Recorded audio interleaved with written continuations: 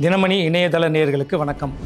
மேசராசி நேயர்களே, அடகு வைத்த பொருள்களை மீட்பீர்கள். பணம் பல வழிகளில் வரும். உழைப்புக்கேற்ற ஊதியம் உண்டு. விரும்பிய இடமாற்றம் பெறுவீர்கள். சொந்த பந்தங்களால் ஆதரவு பெருகும்.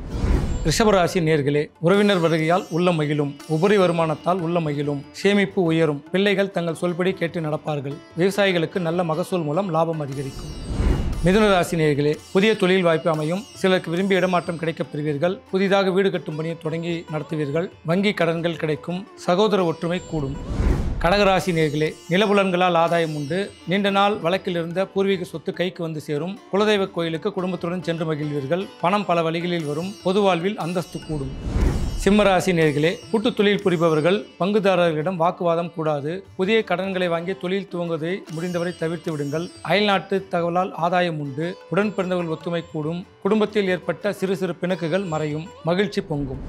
கன்னிராசி நேயர்களே, புதிய தொழில் முயற்சி கைகூடும். உடன்பிறப்புகளால் ஆதாயம் உண்டு. பூர்வீக சொத்து கைக்கு வந்து சேரும். கெமிக்கல் தொழில் புரிபவர்கள் வாழ்வில் ஏற்றம் காண்பார்கள். ரியல் எஸ்டேட் கை கொடுக்கும். பாதியில் நின்ற உயர்கல்வியை படித்து முடிப்பீர்கள்.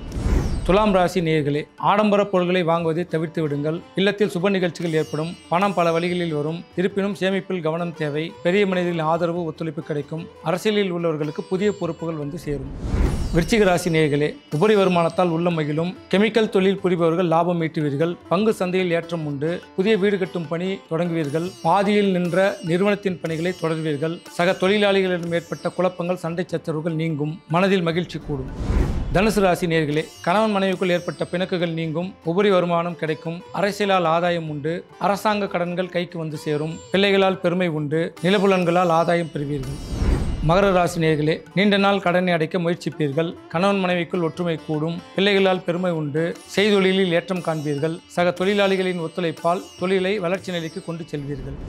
கும்பராசி நேயர்களே, செய்தொழிலில் மாற்றம் உண்டு. எதிர்பார்த்த பணம் கைக்கு வந்து சேரும். நீண்ட நாள் இழுபறியாய் இருந்த கொடுக்கல் வாங்குகள் சீராகும். கோப்புகளை கையாளும் போது அதிக கவனம் தேவை. மேல் அதிகாரிகளின் சொல்படி நடப்பது. செய்தொழிலை தக்க வைத்துக் கொள்ளலாம்.